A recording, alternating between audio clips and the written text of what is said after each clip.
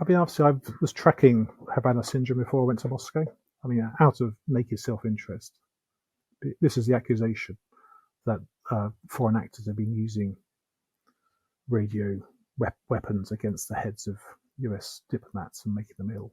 And it started in Cuba in 2016, and there's been various reports of attacks, and up to 1,000 US diplomats had reported similar sorts of symptoms.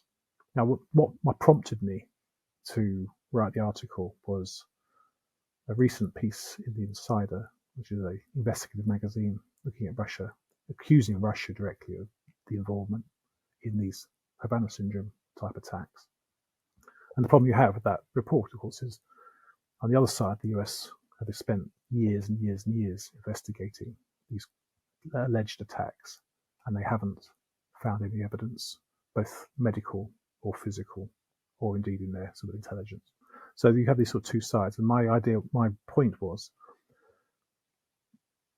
zombie ideas such as Havana Syndrome are used by various people for other interests. So you have the victims themselves who have suffered symptoms.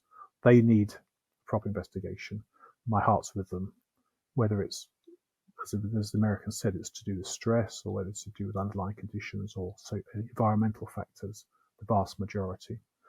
But these things are used to bash the administration, or to, as part of this sort of general sense that the Reds are under the bed, that Russia is everywhere, where they're not. It distracts us from where Russia actually is operating below the threshold, using the tools we spoke about to try and destabilize and divide us. So that's my point. I wasn't convinced by the argument in the Insider magazine. I wasn't convinced that there was enough evidence to stack up this very large accusation that the hand of Russia is behind these attacks.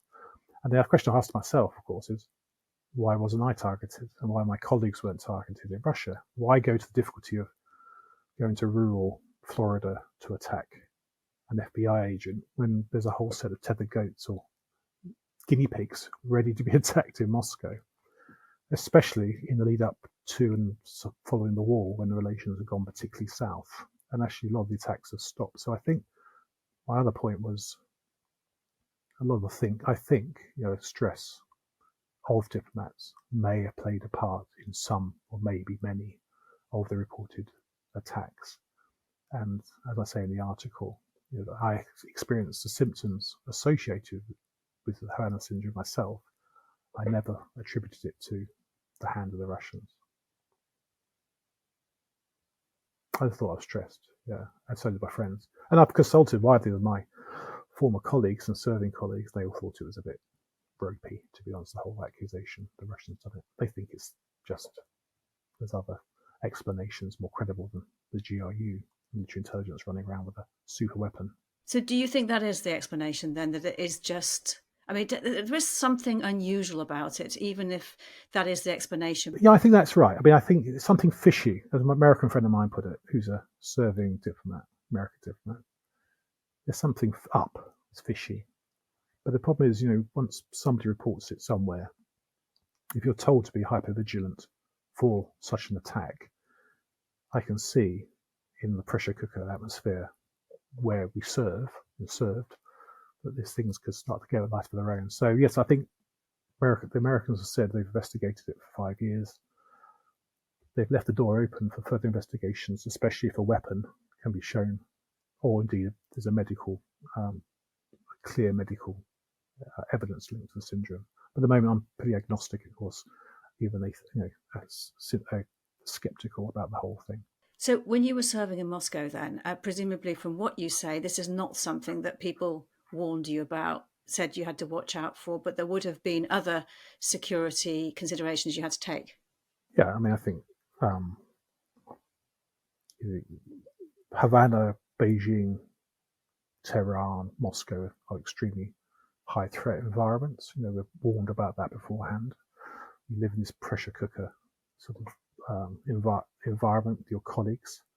The Russians in my case, the Russians make our lives very difficult, done on a daily basis, with incessant surveillance.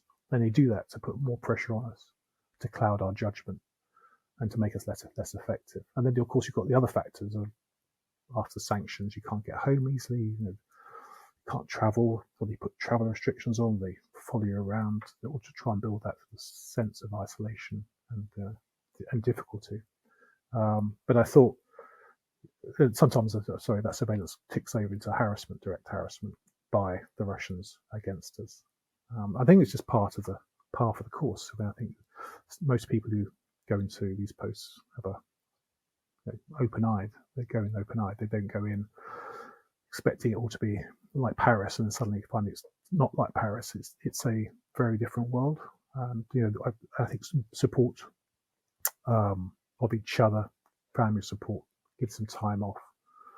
Maintaining a sense of perspective is important. But again, the Russians have always been hostile to us. It's always been a difficult post going back over 100 years. So it's not a surprise that diplomats continue to report interference and harassment and surveillance today. So regardless of what you think of this article on Havana Syndrome, what it did do was it sort of pointed the finger at the Russian military intelligence unit at 29155. Whatever the truth, can you tell me a bit about the unit and how aware you were of their activities when you were in Moscow? Well, obviously, I arrived in Moscow in 2019, and that unit had been fingered for the poisons at Salisbury in 2018, which had caused this massive rupture in our diplomatic relations. And then there was reports of this unit perhaps offering bounties in Afghanistan when Allied troops were still serving in Afghanistan, and subsequently involved in sabotage and other nefarious activities in Europe, especially in Bulgaria, and perhaps some poisoning assassination. So this unit, as I understand it, was seen as Putin's high risk, high reward, highly trained set of assassins going off to do Putin's bidding to achieve political goals. Now, I think the motives to that unit tend to be fairly prosaic. They tend to be poisoning, shootings, bombs. They don't tend to be super cyber weapons. But I think they are. I think they would regard themselves at the tip of the spear. And I think Putin, over the last few years, has lost patience with some parts of his security services. And that space, the GRU has stepped up and saying, yes, we can do these things.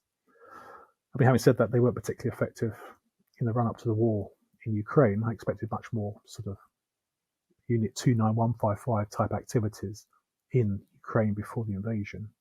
And that didn't happen. Now, why was that? Is that because they couldn't operate there? Because the Ukrainians were better, or they weren't quite as good as they're dressed up to be? But again, I think it's nice to have a unit with a number which we can relate to all these sort of nefarious consequences, shall we say, and say it's always them. They always point the finger. I don't think they're as good as they make themselves out to be.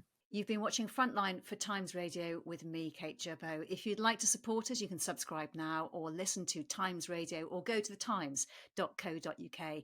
My thanks to our producer today, Morgan Burdick, and to you for watching. Bye for now.